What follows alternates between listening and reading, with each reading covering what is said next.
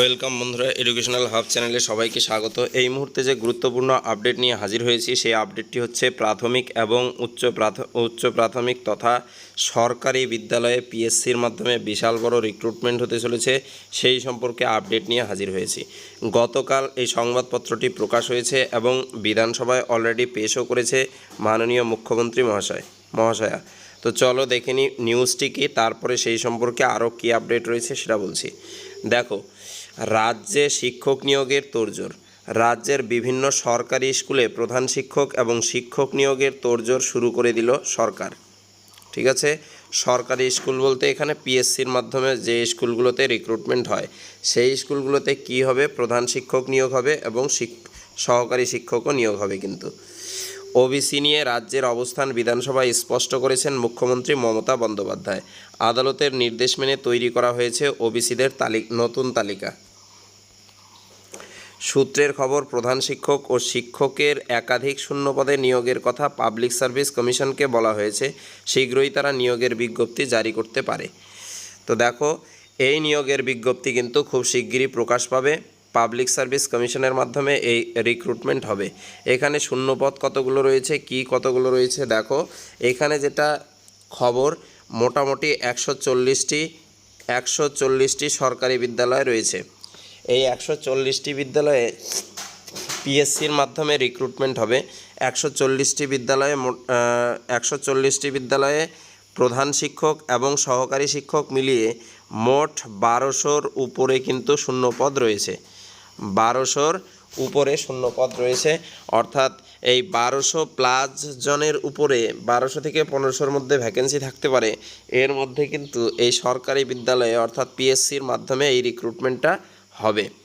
সুতরাং খুব গুরুত্বপূর্ণ আপডেট। পিএসসির অফিসিয়াল ওয়েবসাইট ফলো করতে থাকো, খুব শিগগিরই কিন্তু এই আপডেট তোমরা পেয়ে যাবে। এবং আমার চ্যানেলটিও সাবস্ক্রাইব করে রাখতে পারো, এর মাধ্যমে কিন্তু নোটিফিকেশান বা কি রিক্রুটমেন্ট নোটিশ কবে নাগাদ বেরোয় সব তথ্য তোমরা পাবে। অন্য একটি আপডেট যেটা রয়েছে সেটা চলো দেখে নিই।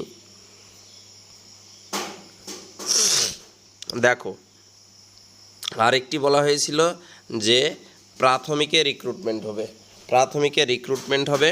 সেই রিক্রুটমেন্টটা কি, কাদের সেই ইন্টারভিউয়ের মাধ্যমে রিক্রুটমেন্ট করা হবে, তো চলো দেখে নিই। সেটা কি 2022 স্টেট কোয়ালিফাইড যারা, নাকি তার আগের যারা রয়েছে তাদের, দেখে নিই আমরা। কলকাতা হাইকোর্টের হস্তক্ষেপে প্রাথমিকে চাকরির সুযোগ। প্রাথমিক স্কুলে নিয়োগ প্রক্রিয়া 2022 এর ক্ষেত্রে এর জেরে সুযোগ বাড়ল।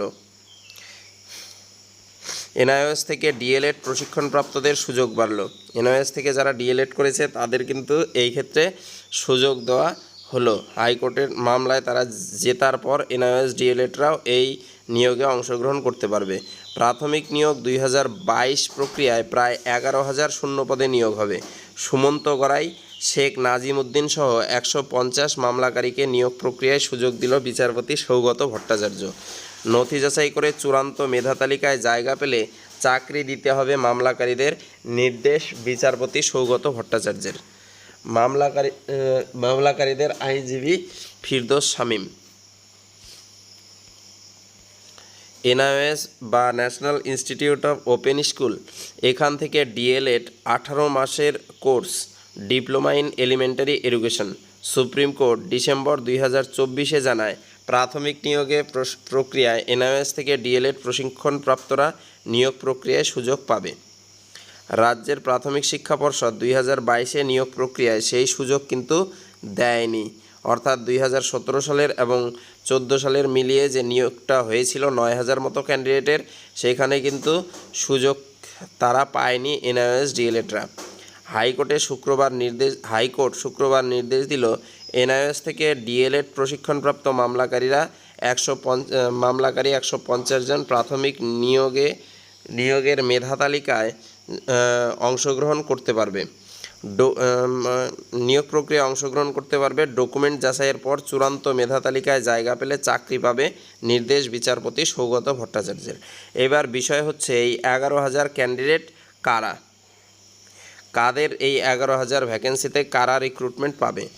ইতিমধ্যে হাইকোর্টে একটা রায় বেরিয়েছিল যে আগের অর্থাৎ 2014 এবং 2017 টেট 2014 এবং 2017 টেট যার এক্সাম হয়েছিল 2021-এ, এই দুই টেট মিলিয়ে এনআইএস ডিএলএডকারীর সংখ্যা অনেকটাই রয়েছে। এই টেট কোয়ালিফাইড ক্যান্ডিডেটরা কিন্তু এই রিক্রুটমেন্ট প্রসেসে অংশগ্রহণ করতে পারবে বা এই ইন্টারভিউ প্রক্রিয়ায় অংশগ্রহণ করতে পারবে। যারা 18 মাসের ডিএলএড করেছে এনআইএস ওপেন থেকে, তারাও কিন্তু এই প্রক্রিয়ায় অংশগ্রহণ করতে পারবে এবং মেরিট লিস্টে জায়গা পেলে তারাও কিন্তু চাকরির সুযোগ পাবে। অর্থাৎ এখানে 2014 এবং 2017 টেটের কথা আপাতত বলা হয়েছে, সেখানে 2022 ইনক্লুডেড আছে কি না সেই সম্পর্কে ক্লিয়ার ধারণা কিন্তু এখনও নেই। তো এই ছিল আপডেট। ভিডিও ভালো লাগলে বন্ধুদের সাথে শেয়ার করে